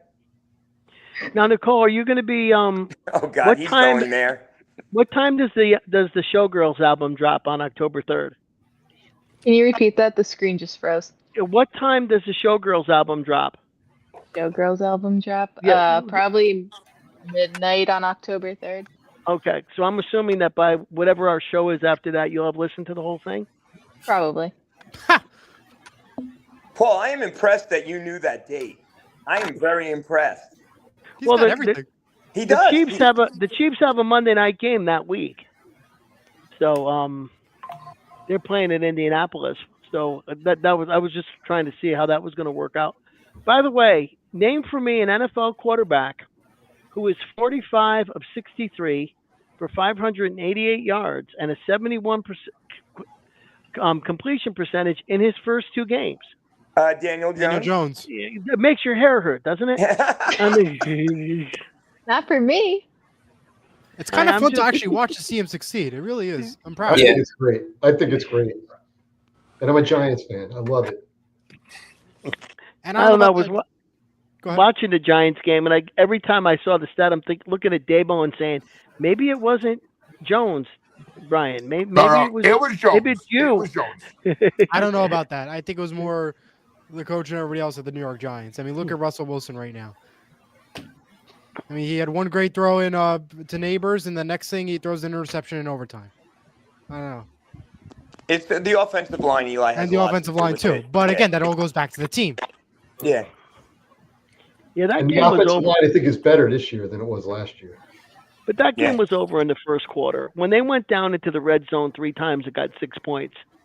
You knew eventually that was gonna come back and haunt them. And then everything else happened, and I kept thinking to myself, it shouldn't have gotten this far. They should have had 17 points in the first quarter instead of 6. But that kicker from Dallas was lethal. I mean, what did they get the ball back with 19 seconds? And they kick a 64-yard Frank, field goal? Bobby called him. Bobby said when we were having our scoops, Bobby I'm on fantasy, two- Yeah, I'm he's on winning the top. game, said right? draft him. I happen to lose this week in my big league by 10 points. My other team's part of the team stunk, which I'm actually shocked. But my kicker, Brandon Aubrey, had 23 points for me this week. There you go. 23 Wow. points from a kicker is Bobby like said draft him. beyond amazing. Rest of the team stunk, but I gotta stop playing Travis Hunter. He's doing nothing. No, he's not doing much. I have him too, but he's on my bench though. I haven't played him. But as soon as I bench him, he's gonna have like a great game. Of He's course, gonna I score a haven't benched for the past touchdown. 2 games. He's gonna have So a pick 6 on defense. But that's what sucks about fantasy football. you never know next week because next week this week I believe they have the Texans, so that can go either way. The Texans lost 2 straight now. They lost yesterday 20-19 with Tampa Bay, so anything's possible. If there is a chance for Jacksonville to win and for Travis Hunter to really shine, it'll be this week versus the Texans. Yep. Now, Nick, do our Irish have a chance for the playoffs at 0-2? We got to win it out, right? we made history, actually. I think we're one of the rare 0-2 teams to still be in the top 25. Yeah. Hey, I look at it this way. They have to win out, right? So, like last year, you win 10 games straight, it's gonna mean something. Yeah. We're playing 10 cupcakes for the most part, except for USC maybe. But it's gonna mean something to have that type of momentum going into the playoffs. Right. Hey, look, Texas has at least 2 losses already. Texas has 2 losses. Clemson has 2 losses already. So this is a rare year.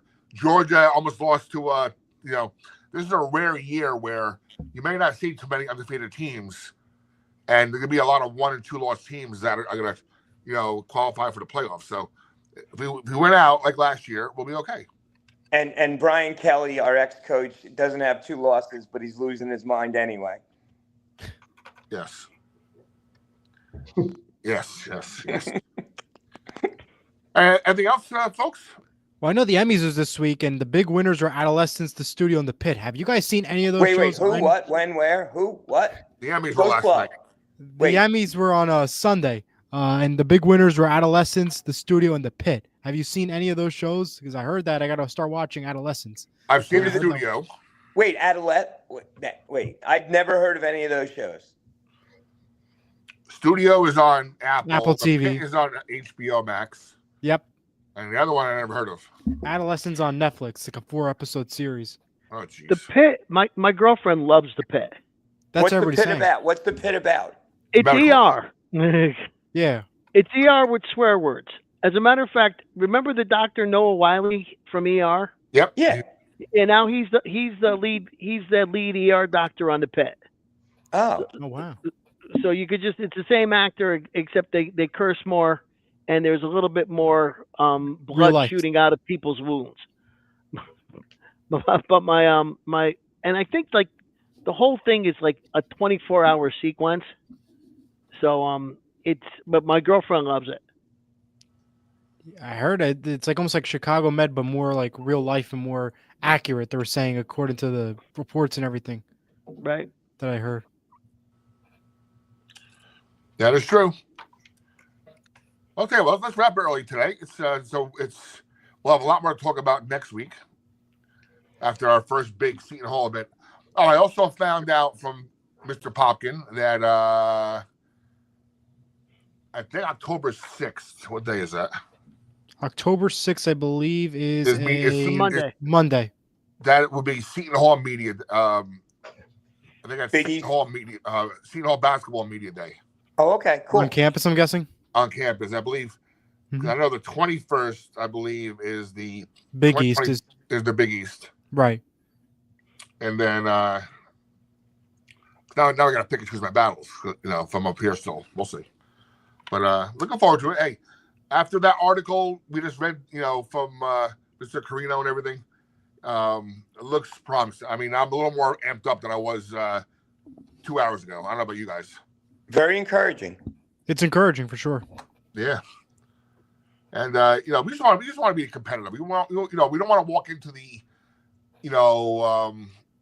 Rock knowing that we're gonna get our butts kicked. Like I think that was the feeling most of last year, as things started spiraling out of control. Like we just knew, it was gonna be a shot, and then it becomes a social event, not a sporting event, right? Because you're just there to be, you don't want Stack Monster, talk to himself on camera. Camera off. Now, by the way, we did get Stack Monster on the show before the season starts to prep him for his role. Like we do a live teaching of how to work things on this show. Someone's just got to follow him with a camera and a microphone. We got to set up something for that. That would have to be Nick, right? Nick's the only one. No. I'm in the press area. I can't get up there. We'll see. Any final thoughts? Paul, just a fan. Oh, that's it. Again, I'm looking forward to the Maui more than anything else to see what happens. That to me, that's the first big test of the season. Eli, any final thoughts? Great to be back for another show. Can't wait to start WSOU classes on Thursday, and looking forward to more of the future at Seton Hall. Is Eli? Where's Luigi? He's not even here. He's not even here. Signed off early. Oh my God. Whose dog was that? I don't even have a dog, so it ain't me. I'm in a basically an hotel room. I don't have a dog here. I'm at my office. I don't even. There's no dogs. In So who has a dog? Nicole, you have a dog? No. Where's that coming Who from? has a? So that is actually my dog. I tried to mute the microphone.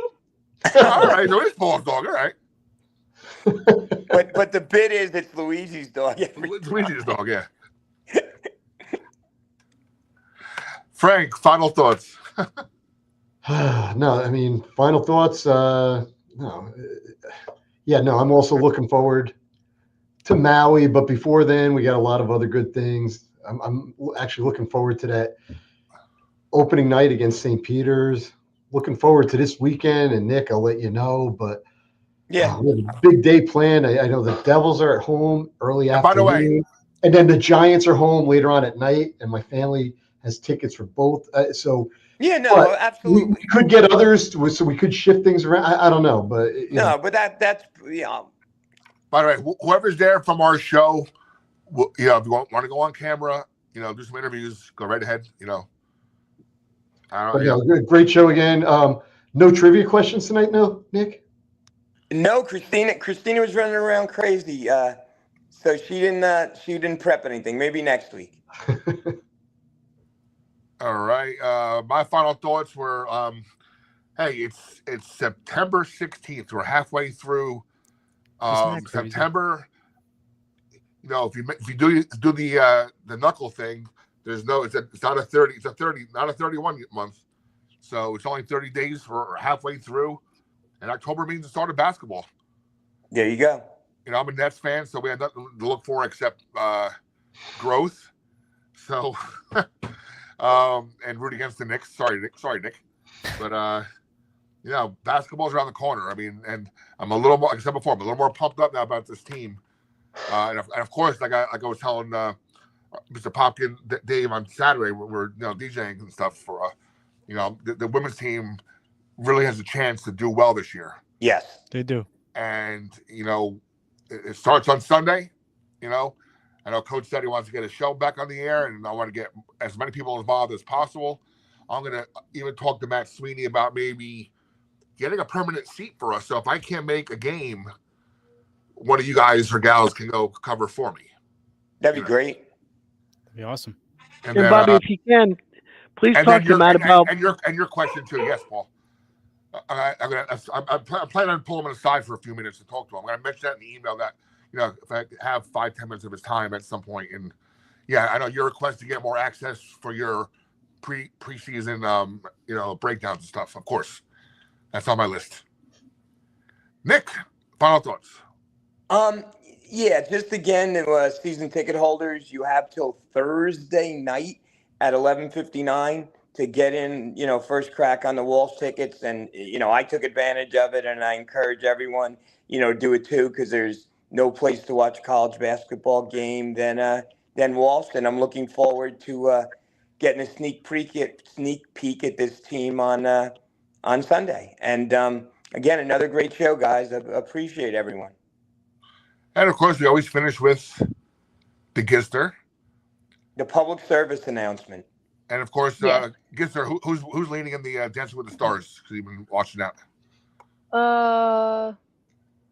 I lost track, so I'm not too sure, and I have not voted yet. So. Oh no. I'm gonna need to figure that out. Go with Irwin. Nicole, who did you predict to win again? If I remember correctly, I predicted either Alex Earl and Val Shermkovsky or Jen Affleck and Taylor Swift's backup dancer. You predicted Jen Affleck. I'd go with Irwin. Oh, well, Robert Irwin. Yeah. Irwin's up there too. Honestly, it's a pretty star-packed cast this year. It's actually that's what they're saying. Yeah.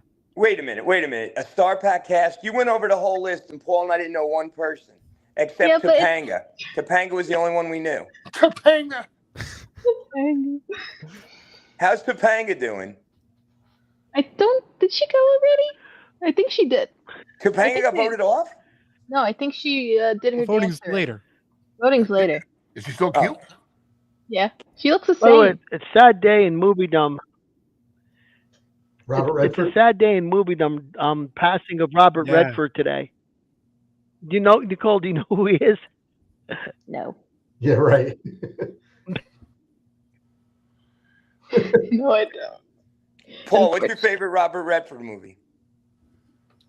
The Sting, no doubt. What about The Natural? Oh, The Natural's a great movie, but the Sting is the way he and Paul Newman play off each other is just marvelous. And it was also the first. I think that was the first grown up movie I ever went to see, where I actually knew what was going on in the movie, and it wasn't a kids movie. What about Butch and Sundance? I've never seen that. Because again, there's great. They say if you look at it, it's like a love story between him and Newman. Oh boy. Yeah, it's a little before my time. I wasn't really into his movies. I guess a little bit before my time. And I'm going to say one more. Paul, you ever see The Candidate? Robert Redford as The Candidate. That was a good movie. He runs I for have not seen governor. that He movie, runs no. for governor of California against Crocker Sharman and wins. Oh, I remember wow. Nick. That was when I remember VHS had just come out. Like people were buying those DVR recorders. They were this big. Yeah, And, yeah. yeah, and you would go and you would rent movies. And I remember Candidate was one of the most popular movies back at that time. Yeah. By the way, I don't know what's happening in Minnesota. We had a 10-1 lead, and that's now 10-6. Oh, God. Oh Lord. We're going to make the playoffs, right, Bobby? But Yeah, we have a 99.6% chance. I think we're right now in the top playoffs wild card spot. We're, I think, 4 games behind Blue Jays. I don't know. anyway, Nicole. Well, the Yankees are in already, but Well, Just magic number's 9. That we was looking yeah. for. mm-hmm. Nicole. Go New York Liberty. I hope they win tomorrow. Game number 2. Oh, I know what I wanted to say. I'm sorry. Nicole, who's WNBA Rookie of the Year? Here we go. Paige. Of course. Predicted. Well, it's 'cause Bobby and I Caitlin's predicted hurt. that week months ago. Caitlin's hurt. Caitlin's hurt. Well, she's not a rookie, and now she's hurt. She's injury prone. I know. That's right. Overrated and injury prone. Great. She's not Injury a prone is her new thing now. That's a All right, problem. Eli, you may She's tip the not balance here. overrated. Eli, who's better? Paige Bucher, wherever Paige Beckers. Beckers, No. or Caitlin Clark? Caitlin Clark. Thank you. That's 3 now, 3-2. Oh, Frank, who do you think's better? Oh yeah. All right, I got to tell you, Carefully. I really thought it was Caitlin Clark until this year. Things are after I saw the way Paige Beckers played in the WNBA this year. Yeah. And like Nick said, I mean, and I feel bad for her, but Caitlin Clark is injury prone, and I Yeah. hate injuries, but injuries are part of the game. And look at Jack Hughes, right? I mean, Oh, he's another one. Don't get me started about that one. Yeah. I Yeah, love really. Jack Hughes, but he's hurt a lot, and you got to take that into consideration. If in retrospect, when you're looking at it, yeah, you want somebody that's not going to be injured a lot. If he's injured again, though, Jack Hughes, I think there's going to be a lot of talk for the Devils. That's for sure. Oh, yeah. I mean, because And I mean, every year. new double show starting soon, right? Yes. Anyway, Nicole, you're up. I wanted to bring up on that point. My friend, she is working PR for the Liberty. She told me that the reason that there's so many injured players on Indiana is because of their performance staff. Like their strengthening team. That reflects. Really? It reflects. If they're not trained, if they're not being strengthened well and trained well, it's going to fall back on them. But I find that hard to believe, though, especially like when you have Caitlin Clark, like who probably know. has her own trainer. her own trainings outside of Yeah. the Fever too. That's why I find it hard to believe, and the fact that she was rumored already to be brought back in end of August, start of September, and then she's out of the season. You know what? It might be the best thing for her to get a really good 6 months of rest and rehabilitation and come back stronger next year. Yeah, but right now the Fever are in the playoffs. They're Right. still in it, though. I mean, Yeah, but they're missing That's the only Cunningham. They're thing. missing her. Yeah. They might as well retool and get some experience this year and then move next year. By the way, before we go, before Nicole's final things, anybody watch that fight Saturday night? No. What fight? That was a great fight Saturday night. And Crawford was very impressive. Crawford yeah. And you know what? I hope to God, we all grew up. I mean, talking about myself, Nick, Paul, Frank. We grew up on boxing before the pay-per-view era, where there were big fights on all the time. HBO. Yeah. I remember being in my basement with my boys the night Tyson fought Douglas. Yeah. And we went nuts because it was a free fight. We watched it. We went partying afterwards, right? We were 21, 22. Yeah, I think it was on Showtime or HBO, one of those. Yeah. So hopefully now that Netflix is back in the game now, I'm not saying Netflix is cheap, but it beats having a $70 thing to watch a good fight. And it was good to watch I'm not gonna say it's free. It's not free, but it was good to be on a service where you're not spending an arm and a leg to watch a good fight and a good undercard. Yeah, and I'm sure the ratings were through the roof. And I think Max Kellerman is great. I think he did a great job. And supposedly Canelo made like $100 million and Crawford made like $10 million. Wow. But no, it was good to see boxing more mainstream. That'll be flipped for the rematch, right? Oh yeah. And you know what? Both fighters are very respectable. But I think the funny thing was, I don't know if you guys, if you've seen this, after the fight, like who walked into whose locker room? Crawford had Angel Reese, who was like the big quote unquote star to walk in, after the fight, while Canelo had Sofia Vergara. And everybody's like, oh, look at the big difference there between who's visiting the locker room after the fight. But now it's a good thing. It's a good thing to see boxing back on a little more of a mainstream platform that everybody can now enjoy. Yeah. And this Sunday is the 21st. Obviously, everyone's gonna have the 21st night of September, Earth, Wind, and Fire September song. And that's my sister's birthday, by the way. She was who loves to dance, and it was born on September 21st. Huh. Eli, I'm impressed you knew that. Of course, I love Earth, Wind, and Fire. I like all the old songs, Kool and the Gang, Earth, Wind, and Fire. Yeah, I've learned. I've learned that the past 4 years being with him. That he likes the oldies. Isn't Cool from the East Orange? Yes. Yeah. So is Naughty by Nature. I think they're from the area. From Newark. Yeah. Cool in the Gang's from the area too, right? Yeah. Nicole, any final thoughts? Any more of your? Oh, the list of my what? You were doing your PSA. Your PSA. Oh, about the Facebook group? Yeah. Okay. So season is kicking off soon. I actually spent most of this conversation trying to organize my game card graphics because I've been slacking hard on this. So those are in full swing. Just gotta wait for some time and some TV networks to be released for where they're going to be, and then they'll be ready for publishing. So yeah, keep an eye out for those once the season starts. We got an interesting non-conference schedule. I'm going to say we're playing St. Peter's again per usual. We got Wagner again per usual, but now we got a new player. We got Fairfield University Stags at Walsh Gym. That's going to be an interesting one because I don't think we've ever played them before. At least we have like I don't remember like 30 years ago or something. That's why I don't remember playing. In recent time. We got Monmouth. Then we got New Haven, which I think we played them like 2 years ago. And then this one's interesting. The Maui Invitational, the first team we play is NC State. I'm actually pretty excited for that because they had such a good run, not in last year's March Madness, but the one before that. Yeah. They took our spot. They took our spot in the tournament because they came out, they hit that lucky 3-point shot. Yep. I know.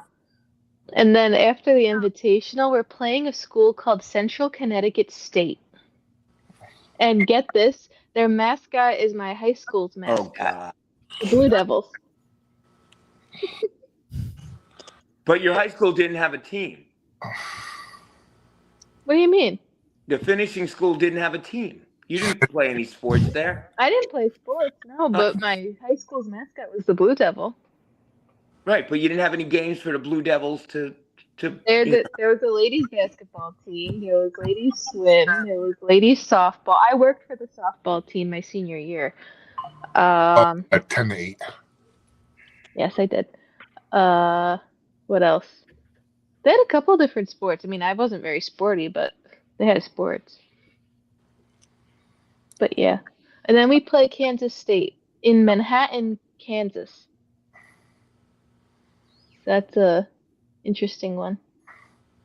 And then the first Big East game. When's the K-State game? K-State is December 6th.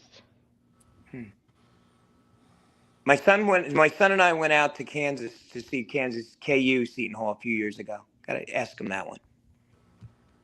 Interesting. One thing I noticed though, the first Big East game of this upcoming season, it's the day after my birthday. They play Providence in Providence on December 19th. Good coffee there. Probably, yeah. She didn't get that. She didn't get the dunk. She didn't No. get the dunk. She didn't get the reference. She didn't get it. No. If Scoop was here, he would have said that went right over her head. Where did Scoop go, by the way? Yeah, he didn't even say goodbye. He's not feeling too good, so he signed off quietly. Wow, okay. Hour late. Oh boy. We'll be back next week. Hopefully Yes, with we some will. more information, and of course, a lot of hopefully some visual tidbits we can actually give. Seeing the open practice on Sunday. Then, on behalf of my team, we wish you a great week. Bye, everybody. Good night. See you guys. Supposed to be Good warm, night and so go enjoy. Hall. Go Pirates. Go Good night, Pirates. everyone. Pirates. Go Liberty.